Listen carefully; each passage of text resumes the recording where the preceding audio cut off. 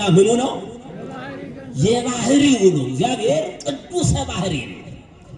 ጠዋት መተን ኪዳን ስናደርግ ቅዱስ ሲባል ዝም ብሎ ያፍ መፍቻ ቋንቋ አይደለም። የእግዚአብሔርን ቅዱሰ ባህሪነት የሚገልጽ ልዩ ምስጋና ነው። ለዚህ ነው ኪዳን ሩጠን ሌሊት መንቃታችን ይህን ቃል ሰምተን ይህን ቃል ተናገረን የምንከብርበት ስለሆነ ነው። ሰው ዕፀ ከንቱን ይመስላል ዘመኑም እንደ ጥላ ያልፋል ብሎ የሰው ጽኑ መባሉ ጊዜያዊ እንደሆነ ይገልጻል። የማያበድሩት ባለጸጋ፣ የማይሾሙት ንጉሥ ጌታ፣ የማያነግሱት ንጉሥ በባህሪው ባለጸጋ እሱ ነው። ምእመናን አብ ወወልድ ወመንፈስ ቅዱስ አሐዱ አምላክ ቅድመ ዓለም ከባህሪ አባቱ ከአብ አካል ዘእም አካል ባህሪ ዘእም ባህሪ የተወለደ ድኅረ ዓለም ከመቤታችን ከቅድስት ድንግል ማርያም ለዘራ ብእሲ በሕቱም ድንግልና ተጸንሶ በሕቱም ድንግልና የተወለደ አባቱ የማይቀድመው እናቱን የፈጠረ ልዩ ጌታ ለባህሪ እግዚአብሔር አምላካችን ስሙ የተመሰገነ ይሁን።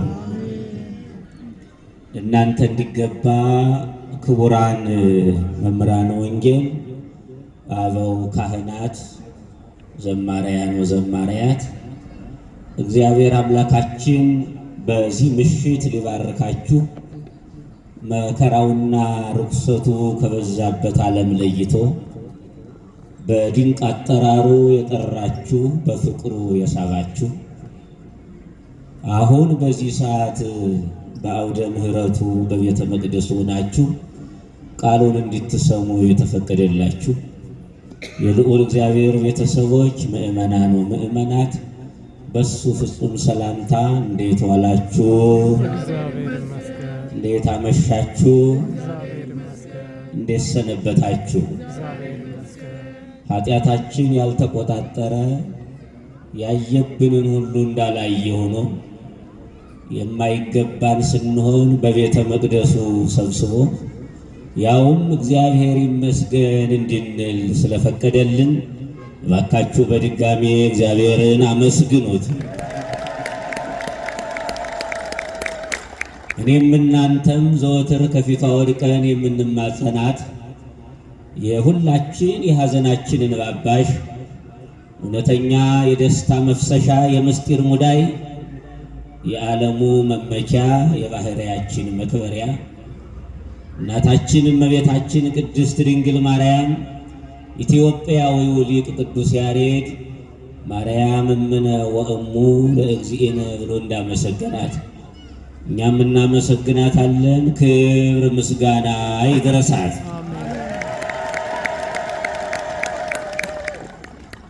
የተከበራችሁ ምእመናን ከሰው ምን እናገኛለን ብላችሁ እንዳትጠብቁ። አስተማሪ እግዚአብሔር ነው። ከሰው የሆነ ነገር የለም። የትኛውም ነገር ይኖራችሁ የእግዚአብሔር ነው። ማመን ያለብን ይህ ነው። በቃሉ እንድንፈወስ እንድንድን ከፈለግን ይህን ማመን ግዴታ ነው። እውቀት የእግዚአብሔር ነው። ጥበብ የእግዚአብሔር ነው። ከኛ የሆነ ነገር የለምና የሁሉ ባለቤት እግዚአብሔር አምላካችን በመካከላችን ሆኖ እንዲያስተምረን ቅዱስ ፈቃዱ ይሆነልን። አሜን። እንደሱ መልካም ፈቃድ የትምህርታችን ርዕስ በሃይማኖተ አበው ቅዱስ ዮሐንስ አፈወርቅ 66:14 ላይ የተናገረውን ኃይለ ቃል በማንሳት ነው። ቃሉ ከኔ ጋር ሁላችሁም በሉት። ወሶበ ረከበ በሉ እስኪ። ወሶበ ረከበ ስጋሃ ቅዱሰ ወነፍሳ ቅድስተ ፈጠረ ሎቱ በመንፈስ ቅዱስ ሕያው መቅደሰ። ኧረ መምህራን እንኳን ደስ አላችሁ። በጣም እንዲህ አይነት ግዕዝ የሚናገሩ ምእመናን መኖራቸው በእውነት ለእኔ ደስ የሚያሰኝ ነው። እስኪ እግዚአብሔርን አመስግኑት። ሲፈታ ደግሞ እንዲህ ነው። ከኔ ጋር በሉት የእመቤታችን በሉ ነፍሷም ስጋዋም ንጹሕ ሆኖ ቢያገኘው በመንፈስ ቅዱስ የሚናገር መቅደስን ለራሱ አዘጋጀ። የትምህርታችን ርዕስ ይህ ነው። መሰረታዊ ዓላማው ምንም እንኳን ባይቻለን በእኛ በኃጢአተኞቹ አንደበት አይደለም መናገር ማሰብ እንኳን የማንችል ብንሆንም የእመቤታችን ቅድስና በጥቂቱ ማሳየት ነው።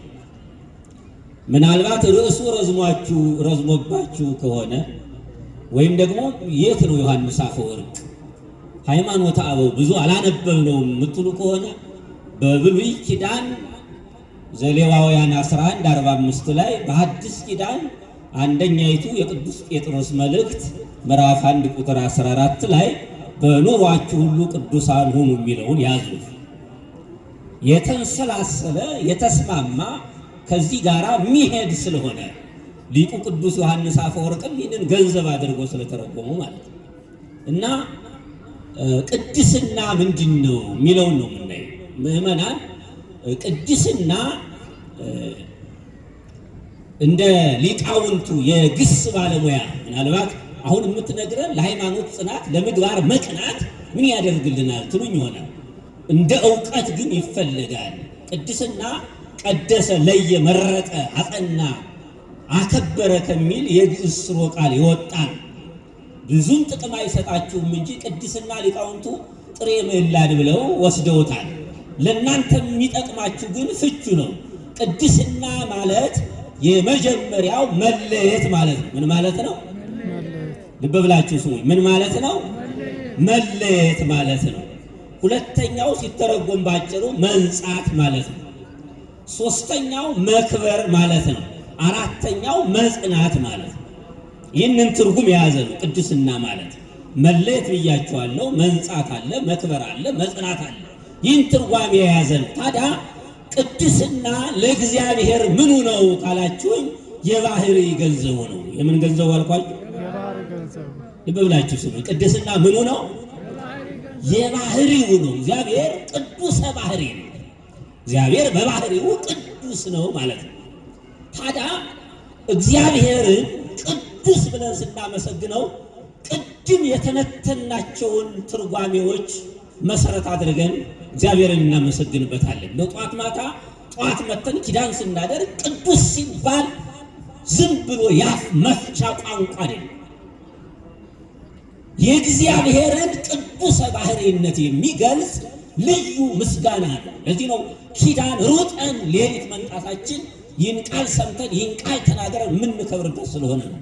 ታዲያ እግዚአብሔርን ቅዱስ ብለን ስናመሰግነው የመጀመሪያው ንጹሕ ማለታችን ነው። እግዚአብሔር ምን ማለታችን ነው? ንጹሕ ነው። እግዚአብሔር ንጹሕ ባህሪ ነው እያለ የተከበራችሁ ምዕመናን፣ የእግዚአብሔርን ንጽሕና ንጹሕነት ስንገልጽ ደግሞ ከሰው ለይተን ነው። ከምን ለይተን? ከሰው። እንዴት ካላችሁኝ ሰውን ንጹሕ ብንለው የሰው ንጽሕናው ጊዜያዊ ማመን አለብን።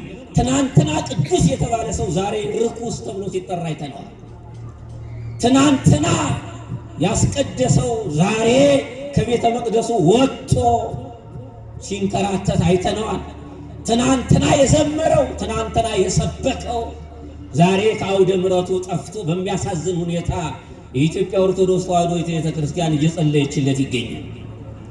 የሰው ባህሪ አባቶቻችን መተርጉማን ነጭ ልብስን ይመስላል ብለው ገልጸውታል። ምን ይመስላል አሉ? ነጭ ልብስ ይመስላል። ነጭ ልብስ በጥቁር ቀለም፣ በቀይ ቀለም ብቻ በተለያየ ቀለም ቢነክሩት ሁሉንም ይቀበላል። አስተውሉ ምዕመናን፣ ሁሉንም ይቀበላል። ሰውም ኃጢአቱንም ጽድቁንም አንድ አድርጎ ይሰራዋል። ኃጢአትም ጽድቅም ይስማማዋል። በሂደቱ ክፉና በጎ ኃጢአትና ጽድቅ የቱ እንደሆነ መለየት ካልቻለ ሁሉም ተስማምተውት ይሰራል። እግዚአብሔር ግን ንጹሕ ባህሪ ነው። አመስግኑት እግዚአብሔር ንጹሕ ባህሪ። እግዚአብሔር ጽድቅ እንጂ ሐሰት፣ እግዚአብሔር ንጽሕና እንጂ ኃጢአት፣ እግዚአብሔር ለጋስነት እንጂ ጭካኔ የማይስማማው ንጹሐ ባህሪ ነው እግዚአብሔር አምላካችን። ስለዚህ ቅዱስ ብለን ባጭሩ ወደ ዋናው ርዕሴ ለመምጣት ቅዱስ ብለን ስናመሰግን እግዚአብሔርን አንተ ንጹሐ ባህሪ አምላክ ነህ እያልን ክብሩን እየገለጥን ነው። ዝም ብለን እንዳይመስላችሁ። ሁለተኛው ቅዱስ ብለን እግዚአብሔርን ስንጠራው ጽኑ ማለታችን ነው። አሁንም ከሰው ለይተን ምእመናን የሰው ጽኑነቱ ጽኑ መባሉ ቅድም እንደነገርኳችሁ ጊዜያዊ ነው። በሞት በሕማም ይለወጣል፣ ድካም ይስማማዋል፣ ህልፈት ጥፋት መለወጥ ያገኘዋል። እንደውም ነቢየ እግዚአብሔር ዳዊት በመዝሙር 44:4 ላይ ሰብእሰ ከንቶ ይመስል ወመዋዕሊሁኒ ከመ ጽላሎት ይሃልፍ፣ ሰው ዕፀ ከንቱን ይመስላል ዘመኑም እንደ ጥላ ያልፋል ብሎ የሰው ጽኑ መባሉ ጊዜያዊ እንደሆነ ይገልጻል። የተከበራችሁ ምእመናን ስንደገፈው የማያፈገፍግ ሲሸከመን አንድ ቀን ሰለቻችሁኝ ብሎ ያልጣለን መድኃኔዓለም ኢየሱስ ክርስቶስ ነው። እሱን አመስግኑት ምእመናን።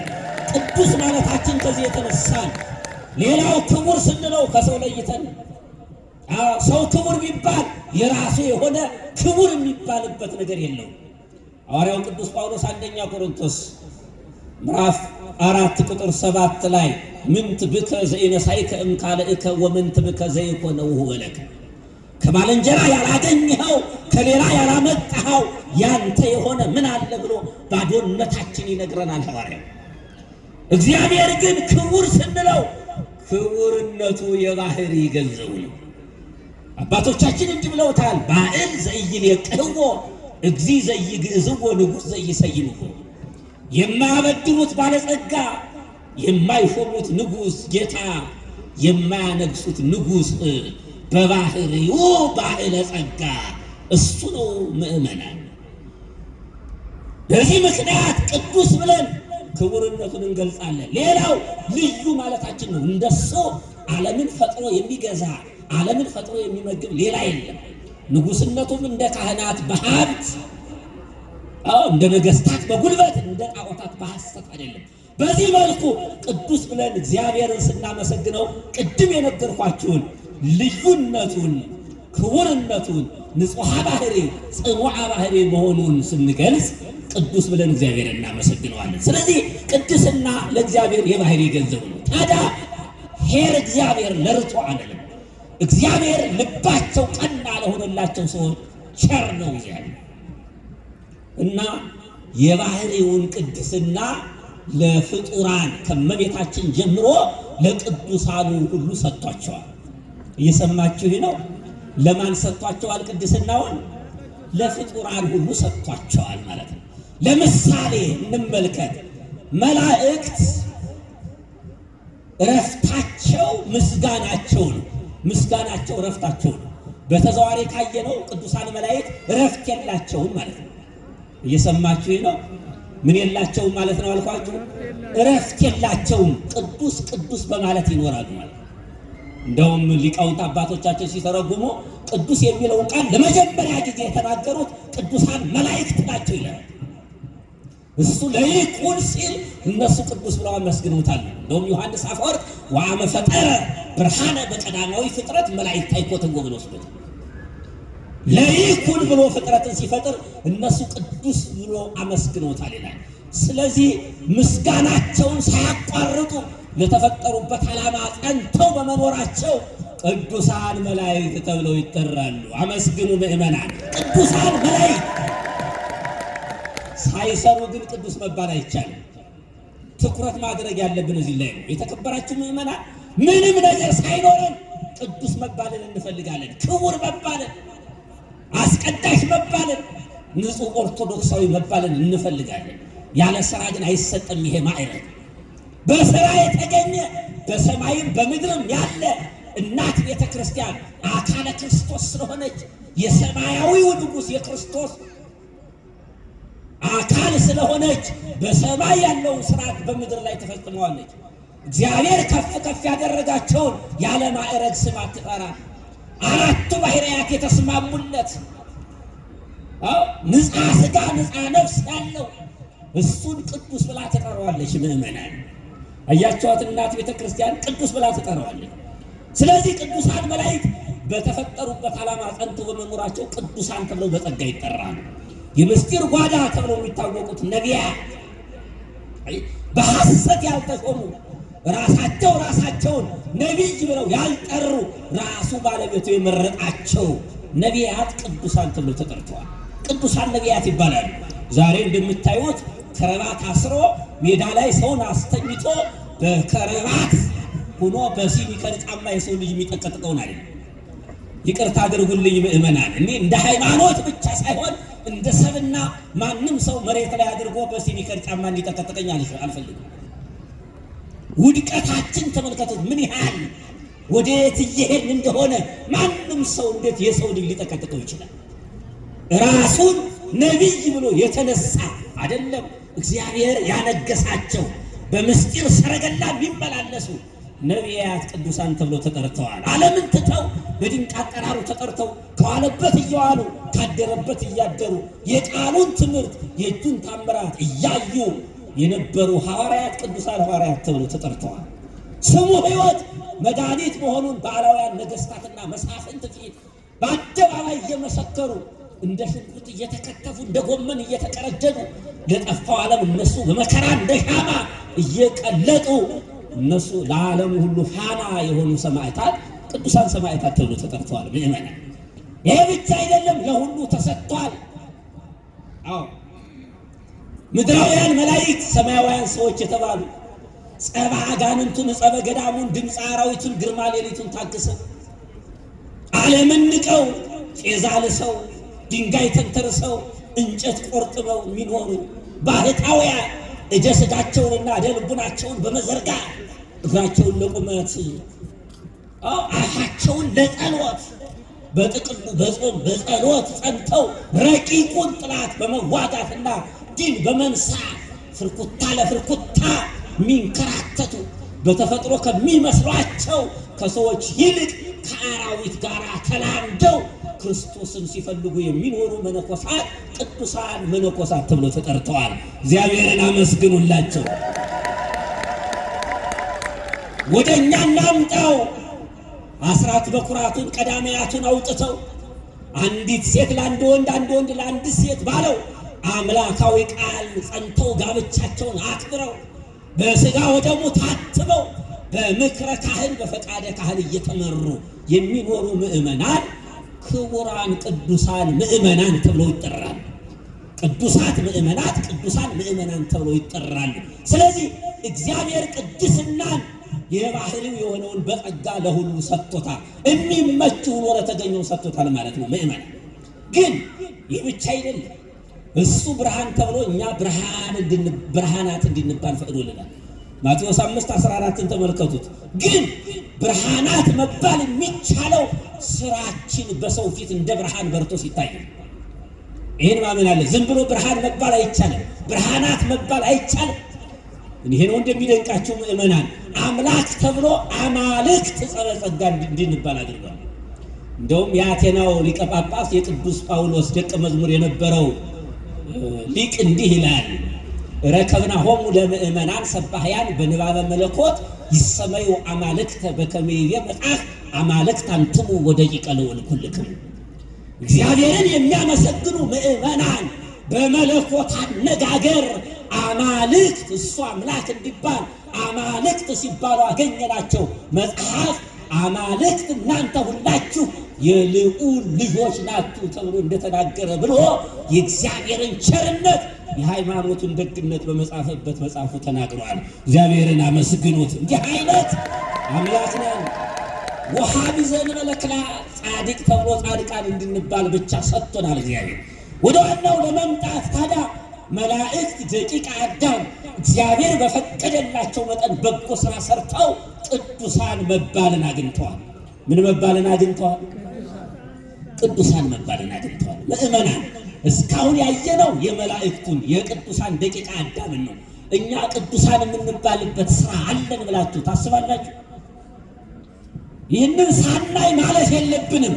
ቅዱስ እንድንባል የሚያስችለን ግብር ይገኛል ብላችሁ ታስባላችሁ? በውኑ በተፈጠርንበት ዓላማ ጸንተን በሕጉ እየተመራን እግዚአብሔርን እያመለክን ነው ማለት እንችላለን? እንችላለን? ምእመናን አንችልም። ለሁላችሁም የቤት ሥራ ለሰውነታችሁ ሰጥቻለሁ። እስካሁን ድረስ ግብራቸውን ያለወጡ እንደ ቅዱሳን መላእክት ባሉበት የጸኑ የሳያቸው ፀሐይ፣ ጨረቃ፣ ከዋክብት ብቻ ናቸው። ታያላችሁ። ለያብርሁ በገጸ ሰማይ ብሎ እግዚአብሔር አስቀምጧቸዋል። ይኸው ሲመሽ ሲነጋ ማታ ጨረቃ፣ ቀን ፀሐይ እያበሩ ይኖራሉ። ለምን ከጨረቃና ከፀሐይ እንዳነስን ግን አይገባኝም። ምእመናን አስተውሉ። ራሳችን መፈተሽ ያስፈልጋል። እና ከዚህ ሁሉ ግን እመቤታችን ቅድስት ድንግል ማርያም ቅድስተ ቅዱሳን ተብላ ትጠራለች። ማን ተብላ ትጠራለች? ቅድስተ ቅዱሳን። ንገረኝ ደሞቴ፣ ማን ትባላለች? ቅድስተ ቅዱሳን። መንፈስ ቅዱስ ባልተለያቸው መምህራን አንደበት ሲተረጎም ከተለዩ የተለየሽ፣ ከከበሩ የከበርሽ፣ ቅዱሳን መላእክት፣ ቅዱሳን ደቂቀ አዳም የሚያመሰግኑሽ አንቺ ነሽ ማለት ነው። አመስግኗት ይችን እናት። እንዲህ ብለው ነው አባቶቻችን የሚገልጧት እመቤታችን ቅድስት ድንግል ማርያም። ለዚህ ነው ወሶበ ረከበ ሥጋሃ ቅዱሰ ወነፍሳ ቅድስተ የሚለው ነው። እመቤታችን እንዲህ እንድትባል ያደረጋት ቅድስናዋ ነው። ላሳያችሁ ምእመናን። በእርግጥ ቅድስት የሚለውን ቀጥለን እናየዋለን። በብሉይ ኪዳን የነበረችው ቅድስተ ቅዱሳን ከምስጋና ቦታዎች ሁሉ የተለየች ቦታ ናት። ከምን አልኳችሁ? ከምስጋና ቦታዎች ሁሉ የተለየች ናት ያቺ ቅድስተ ቅዱሳን። እንዴት ተለየች ካላችሁኝ፣ ያቺ ቅድስተ ቅዱሳን መስዋዕተ ኦሪት ይሰዋባታል፣ ስብሐተ ፈጣሪ ይደርስባታል፣ ኃጢአተ ሕዝብ ይሰረይባታል። እየሰማችሁ ነው። በብሉይ ኪዳን የነበረችው ቤተ መቅደስ ኃጢአተ ሕዝብ ይሰረይባታል፣ ስብሐተ ፈጣሪ ይደርስባታል፣ መስዋዕተ ኦሪት ይሰዋባታል። ከሊቀ ካህናቱ በስተቀር ሌሎች ካህናት ወደ ቅድስተ ቅዱሳን መግባት አይችሉም። ሊቀ ካህናቱ መስዋዕት ለመሰዋት ከዓመት አንድ ጊዜ ብቻ ወደ ቅድስተ ቅዱሳን ይገባል። እየሰማችሁ ነው። ከዓመት አንድ ጊዜ ሊቀ ካህናቱ መስዋዕት ለመሰዋት በብሉይ ኪዳን በነበረችው ቅድስተ ቅዱሳን አንድ ጊዜ ገብቶ መስዋዕት ይሰዋል። እመቤታችን ዓለም ተፈጥሮ እስከሚያልፍ ድረስ አማናዊው ሊቀ ካህናት ኢየሱስ ክርስቶስ ዓለምን ለማዳን ከሥጋዋ ሥጋ ከነፍሷ ነፍስ ነስቶ ከእመቤታችን ተወልዶ ራሱ መስዋዕት አቅራቢ፣ ራሱ ተወሳፌ መስዋዕት ሆኖ በነሳው ሥጋ በለበሰው ሥጋ ደሙን አፍሶ ዓለሙን አድኖታልና እመቤታችን ቅድስት ማርያም ቅድስተ ቅዱሳን ተብላ ትመሰገናለች። አመስግኑልኝ እመቤቴ።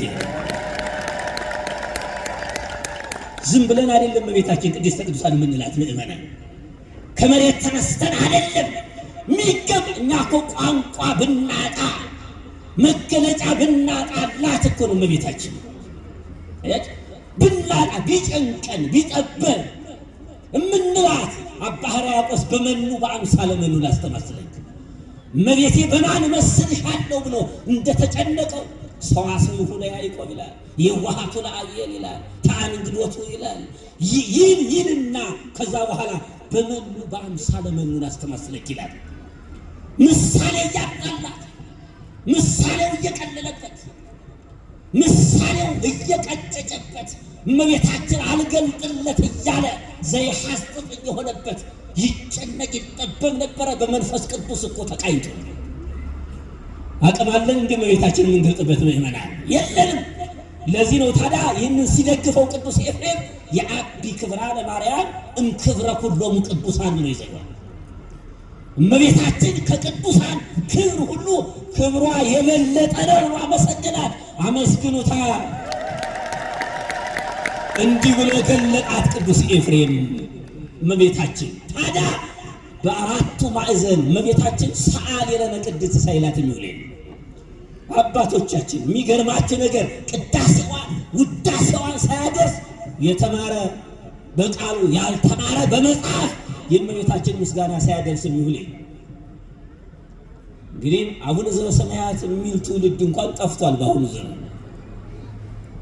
የእመቤታችን ፍቅር የገባቸው በሞቴ ልንገራችሁ የአባቶቻችን ጸሎት ምን መሰላችሁ? በተለይ በገዳም ካያችሁ ያንተን አምላክነት የእመቤታችን አምላክነት ከመንቀፍ ጠብቀኝ ነው ጸሎታችን። እየሰማችሁ ነው? ያንተን አምላክነት የእመቤታችን ምን አምላክነት መቅደም ያለበት ይሄ። ስንጸልይ ቤተክርስቲያን መተን ስንሳለም መቅደም ያለበት ነገር አለ። እርግጠኛ ነኝ አሁን ቅድም ስትመጡ በር ላይ ተሳልማችሁ ምንድነው ያላችሁ? እስኪ ሁለት ሰዎች ንገሩ። አሁን ልክ እጃችሁን ትምህርተ መስቀል ሰርታችሁ ከማተባችሁት በኋላ በስመ አብ ወወልድ ወመንፈስ ቅዱስ አሐዱ አምላክ ካልን በኋላ እርግጠኛ ነኝ የጠየቅነው ጥያቄ እዚህ ግባ የማይባል ሊሆን ይችላል። እየሰማችሁ ነው? ጥያቄያችን ከንቱ የሚሆንብን የሚቀድመውን ባለማወቃችን። መኪና የለኝ፣ ቤት የለኝ፣ ስራ የለኝ፣ ምናምን የለኝ ብትል ሊሆን አይችልም። መጀመሪያ መቅደም ያለበት ነገር አለ ምእመናን። መቅድመ እሱ መንግስቶ ወጽድቆ ወኩሉ ይትየሰከከሙ ተብሎ ይላል። መጀመሪያ መንግስቱንና ጽድቁን ሹ፣ ከዛ በኋላ የፈለከው ነገር ይጨመራል ተብሎ ይላል። መቅደም ያለበት ነገር አለ ምእመናን። ስለዚህ እመቤታችን ቅድስት እናትነቷን ጣዕሟን በአንደበቴ ፍቅሯን በልቡና ያሳድርልኝ፣ ያንተን አምላክነት ከመንቀፍ ጠብቀኝ ብሎ መጸለይ ያስፈልጋል። ከዚያ በኋላ ጸሎታችን የተነቃቃ በሰቂል ሕሊና በንቅሐ ልቡና መሆንን ያገኛል። ያለያ አፍን ከማንቀላወስ ያለፈ ሊሆን አይችልም። የተከበራችሁ ምእመናን ከልብ ሆኖ ያልጸለዩ ጸሎት ወደ እግዚአብሔር ፊት ሊደርስ አይችልም። እንደው የሚገርማችሁ ነገር በሽንገላ የተመላውን እግዚአብሔር ሊፈልገው አይችልም። እንዲህ ተብሎ ተጽፏል፣ ይሴርዎን እግዚአብሔር ለከናፍረ ጉሉት። ሽንገላ የተመሉ ከናፍሮችን እግዚአብሔር ይነቅራቸዋል። ወለልሳንን ተታቢ ነቢበ፣ ለመናገር ብቻ የምትፈጥን ምላስንም እሷን ይነቅላታል። ያ ማለት ምን ማለት መሰላችሁ? ሰይፍ መዝቦ እግዚአብሔር የሰውን ከንፈሮች ይፎንናቸዋል ማለት አይደለም። ይህንን ማወቅና መገንዘብ አለብን። የተናገረው ጣዕም አይኖረው፣ ሞገስ አያገኝም። በተናገረው ነገር ወደ ወጥመድ ይገባል ማለት ነው። ለምን? እግዚአብሔርን የሚያታልል ስለሆነ፣ እግዚአብሔርን የሚዋሽ ስለሆነ ሞገስ አያገኝም። በተናገረው ነገር መጠንቀቅ ያስፈልጋል። የሽንገላ ከንፈሮችን እግዚአብሔር አይቀበልም። ስለዚህ እመቤታችን ቅድስት ድንግል ማርያምን መጀመሪያ ንግግራችን፣ አካሄዳችን የተስተካከለ እንዲሆን መጠየቅ ያስፈልጋል። ታዲያ አባቶቻችን ቅድስት ብለው ሲያመሰግኗት ቅድም በባህሪ ለእግዚአብሔር የሰጠውን በጸጋ ለእመቤታችን ሰጠው። እመቤታችን ቅድስት ማለት ንጽሕት ነሽ ማለት ነው። ምን ነሽ ማለት ነው? ንጽሕት ናት እመቤታችን። እያችሁ የእመቤታችን ንጽሕትነት ቴዎዶጦስ የተባለው ሊቅ በሃይማኖተ አበው እንዲህ ብሎ ወሰደው። ወኢረኩሰት በምንትኒ እምዘፈጠራ ድንግል በህሊናሃ ወድንግል በሥጋሃ። ከፈጠራት ጀምሮ በምንም ምን ነውር ነቀፋ አልተገኘባትም። በህሊናዋም በሥጋዋም እመቤታችን ቅድስት ናት አላት። አመስግኗታ እናቴን እንዲህ ብሎ አመሰገናት። ታዲያ እመቤታችን ንጽሕት እንላት ከሴቶች ሁሉ ለይተን ነው ምእመናን። ምናልባት እግዚአብሔር የፈቀደላቸው ሴቶች ቅዱሳት አንስት የተባሉ የተጠሩ ሊኖሩ ይችላሉ። እነሱ ከገቢር አያቸው ከነቢብ ሊነጹ ይችላሉ። ከሐልዮ ግን መንጻት አይችልም። እየሰማችሁ ነው? ከማሰብ ንጹሕ የሆነ ሰው ታገኛላችሁ።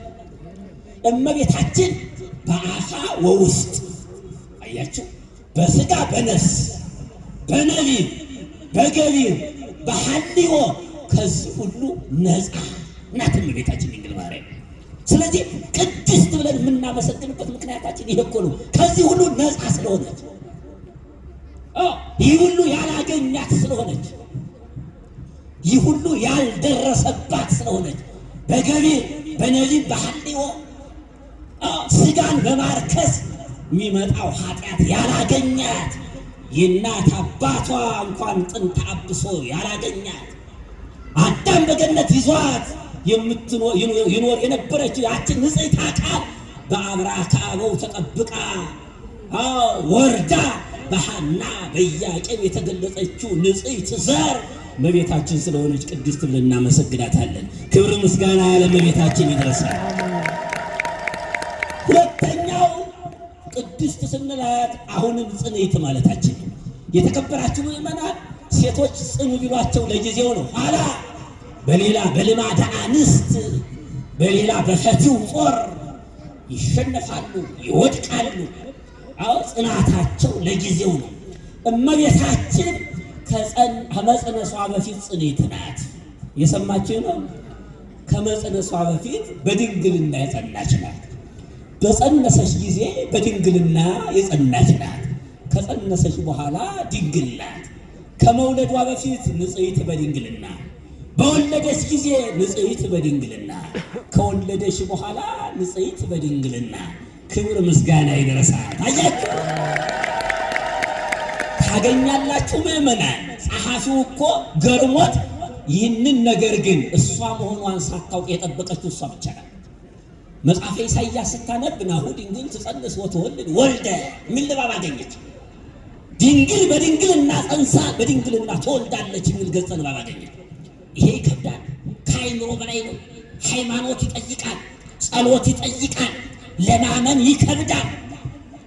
ድንግል ሁና እናት ሁና ድንግል ስትጸንስ ድንግል የሆነች ከጸነሰች በኋላ ድንግል፣ በወለደች ጊዜ ድንግል፣ ከወለደች በኋላ ድንግል። ይህን ንባብ ገጸ ንባብ አግኝተዋለች እመቤታችን። እንዲህ አለች። ግን ምን አይነት ሴት ናት? ምን ነው ከዘመኗ ደርሼ ከጊዜዋ ደርሼ እግሯን አጥቢያት እንጀራ ጋግሬላት ውሃ ቀድቼላት የበረከቷ ተሳታፊ በሆን ኳለችና ራሷን ዝቅ አደረገች። እንዲህ ስትል ባለቤቱ ለእናትነት መረጣት። ክብርና ምስጋና ለእመቤታችን። ለካ ራሷ ናት ምእመናን፣ ራሷ ናት ለካ። ግን ስምዖን ይህን ገጸ ንባብ አገኘው። አይሆንም ብሎ ፍቆታል፣ መልአኩ ጽፎበታል። አይሆንም ብሎ ፍቆታል፣ መልአኩ ጽፎበታል። ይህንን ሳታይ አትሞትም ተብሎ ይህንን አይቶ ሙቷል ምእመናን። ስለዚህ እመቤታችን ቅድስት ድንግል ማርያምን ቅድስት ማለታችን ይህን ጽናቷን ጽና ድንግልናዋን መግለጻችን። ሌላኛው ክብርት እንላታለን። ምን እንላታለን? ክብርት እንላታለን። የእመቤታችን ክብርትነት የተለየ ነው። ጳጳሳትን የወለዱ ጻድቃንን የወለዱ ነገስታትን የወለዱ እናቶች ክቡራት ሊባሉ ይችላል። እመቤታችን ግን ክብርት ስንላት መድኃኔ ዓለም ኢየሱስ ክርስቶስን ወልዳልን ነው። እየሰማችሁ ነው። የአምላክ እናት በሃይማኖት አበው እንዲህ ተብሎ ተጽፏል። ከመዝ አምኑ አበዊነ ወከመዝ ተመክሁ ሶበነ ሰመይዋ ለንጽሕት ድንግል ወላዲተ እግዚአብሔር። የአባቶቻችን መመካት የአባቶቻችን እምነት እመቤታችን ወላዲተ አምላክ ብሎ ማመስገን ነው ይላል። አመስግኗታ እመቤታችን ወላዲተ አምላክ ነው። የተለየች ናት እመቤታችን። ይኸውላችሁ ቅድስት የምንልበት ይሄ ነው። ቅድስት ኪዳነ ምሕረት ብለን ምናመሰግናት፣ ቅድስት ድንግል ማርያም ብለን ምናመሰግናት የአምላክ እናት ስለሆነች ለይተን ነዋ ማወቅ አለብን፣ መገንዘብ አለብን። ማናት ብለን መረዳት አለብን ምእመናን። አባቶቻችን ይንቀጠቀጣሉ ስሟን ሲጠሩ። አንዳንድ ጊዜ አይከብዳችሁ? ዝም መሬት ተነስቶ ማርያምን የሚለው ሰው አይጨንቃችሁ? አይባልም እኮ አባቶቻችን ምናልባት ገጠራማ ቋንቋ ሊሆን ይችላል እንጂ እንደው ትልቅ ሰው እንኳን እገሌ ብሎ ሲጠራ ተው እንጂ። የእናትህ እንኳን የተለያዩ መያዣዎች ማንጠልጠያ ነገር አላቸው። ቅቤ የሚይዙበት ሌሎችን ማቴሪያሎች የሚይዙበት እቃቸው ማንጠልጠያ መያዣ አለው። እመቤቴንማ አዛኜ እመቤቴ ድንግል ማርያም ብለህ ጥራት። ማርያም አይባልም።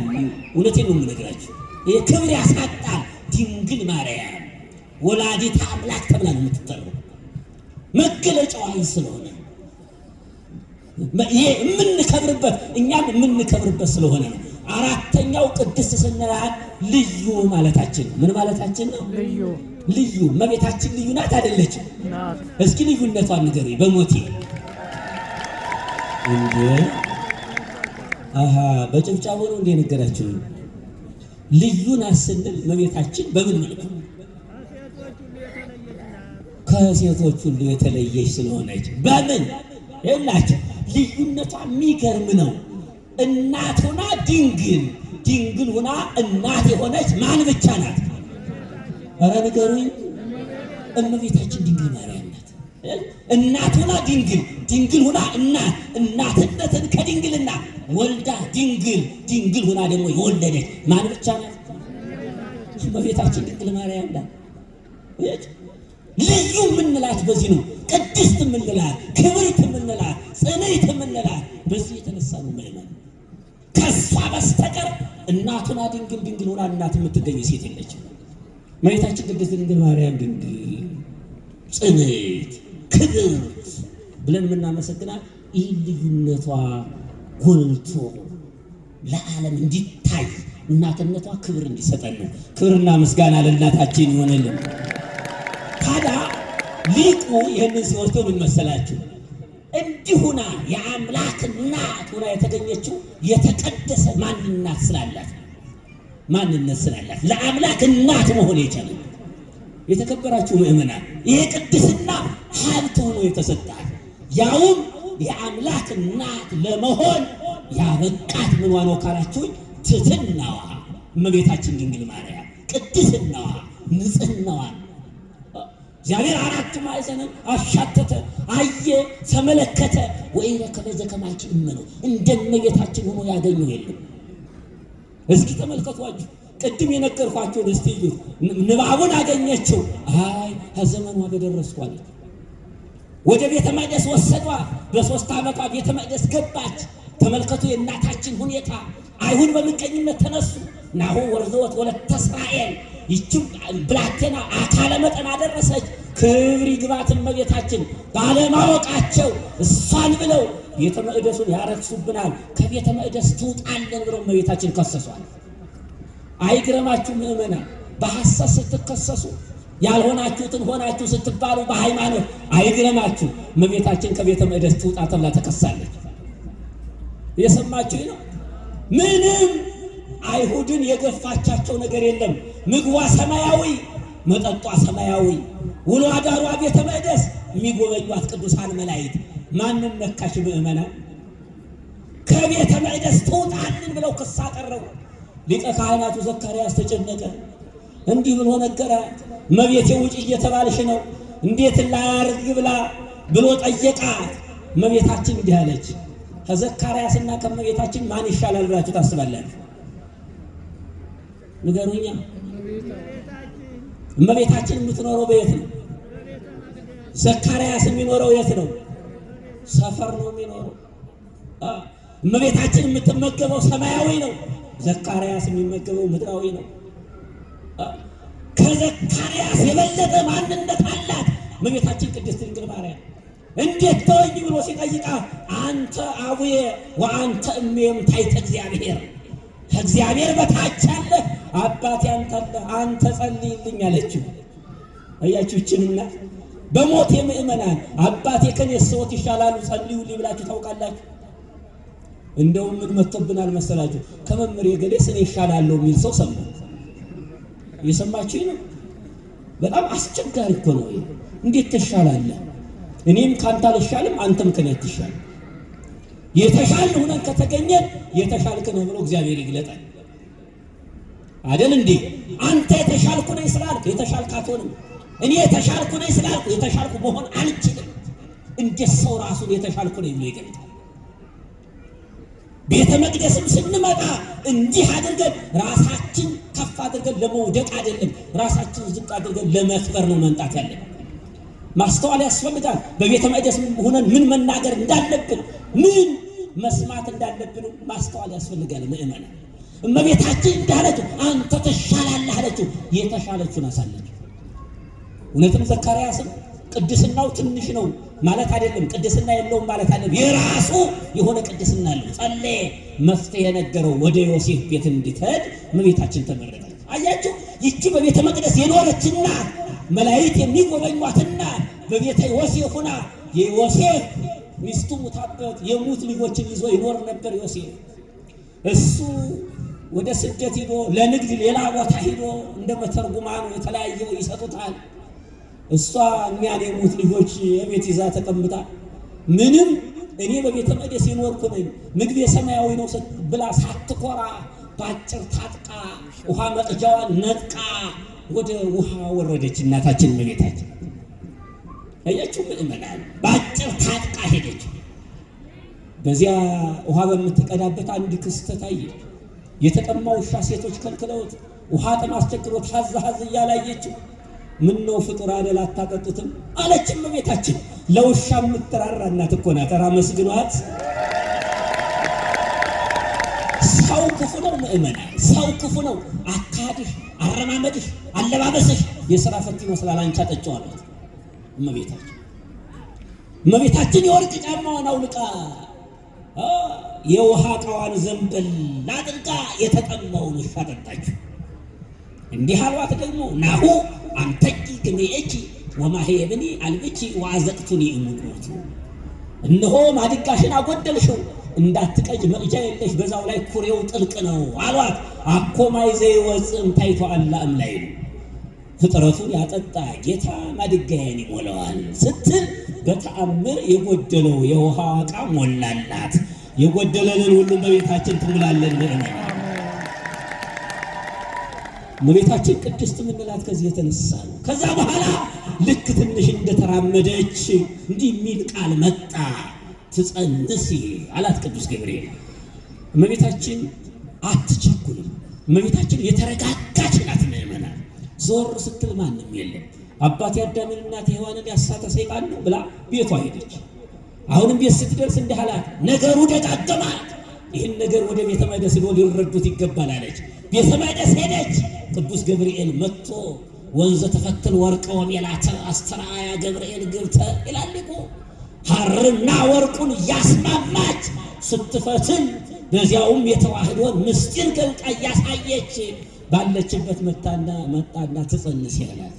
እንዲህ አለችው እመቤታችን። አዎ ነኝ አላለችም፣ ነው እንዴ አላለችም። እማይተረከብ ከዘከመዝ ብስራተ ዘእንበለ ዘር ምድር ቶተ ወእንበለ ምትም ድንግል ጽንሰተ። ምድር ያለ ዘር ቡቃያ፣ ሴት ልጅ ያለ ወንድ እንዴት ዘር ልጅ መስጠት ትችላለች? እንዴት ሊሆን ይችላል ብላ ጠየቀች። ዘያምር ብእሴ ተብሎ ቢነገር ያ ማለት እመቤታችን ወንድ የምታውቅበት ሕሊና አላት ማለት አይደለም። እንዲህ አይነት ሐሳብ የላትም እመቤታችን።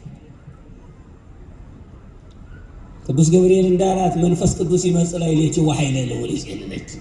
ይህ ሁሉ የሚከናወነው በግብረ መንፈስ ቅዱስ ነው ሲላት ይኩነኒ በከመ ትቤለኒ ያለችውና የአምላክ እናት ለመሆን በቃች። ክብርና ምስጋና ለአምላካችን ይሁን። ይህንን ለመግለጽ ነው ሊቁ ታዲያ ወሶበ ረከበ ሥጋሃ ቅዱሰ ወነፍሳ ንጽሕተ ፈጠረ ሎቱ በመንፈስ ቅዱስ ሕያው መቅደስ ያለው ሰው መሆኑን መግለጽ፣ የአምላክ ሰው መሆን እመቤታችን ቅድስት ሆና መገኘቷ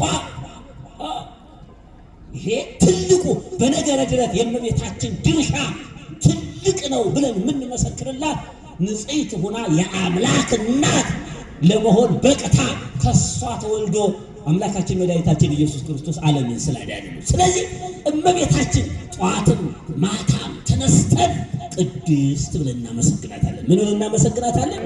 ቅድስት ብለን እናመሰግናታለን። ምእመናን አደራ እመቤታችን ከማመስገን እሱን ከማምለክ ነፃ ሆነን የሰይጣን መጫወቻ እንዳንሆን አሳስባቸዋለሁ። የተከበራችሁ ምእመናን ይሄ ዋጋ አለው። ስሟን መጥራት ዋጋ አለው። እመቤታችን ማመስገን ዋጋ አለው። ዝም ብሎ እንዳይመስላችሁ ተራ ንግግር አይደለም፣ አሉባልታ አይደለም። ልዩ ክብር የሚያሰጥ እንዴ! አንድ ባህታዊ እኮ የሚገርማቸው ነገር ቅዱሳን መላእክት ወደ ዮሐንስ አፈወርቅ እየሄዱ አይቷቸዋል እና ወዴት ትሄዳላችሁ ብሎ ጠይቋቸዋል። እኛማ አሉት ዮሐንስ አፈወርቅ ተፈስሒ ኦምልዕተ ጸጋ የሚለውን ሲተረጉም ልንሰማ አሉ። አያችሁ እመቤታችን ስትመሰገን አይደለም ሰው ቅዱሳን መላእክት መጥተው በዙሪያው ይከቡናል ማለት ነው እመቤታችን ስትመሰገን። ስለዚህ እመቤታችን አመስግነን እመቤታችን ክብርት ብለን ጠርተን ዋጋ እንድናገኝ እግዚአብሔር አምላካችን ይፍቀድልን። የእመቤታችን ቅድስና ከብዙ በጥቂቱ በእኔ በኮልታፋው አንደበት ይህንን ይመስላል። ያስተማረን የገሰጸን የመከረን የአባቶቻችን አምላክ ስሙ የተመሰገነ ይሁን። ወስብሐት ለእግዚአብሔር ወለወላዲቱ ድንግል ወለመስቀሉ ክቡር። ይቆየን።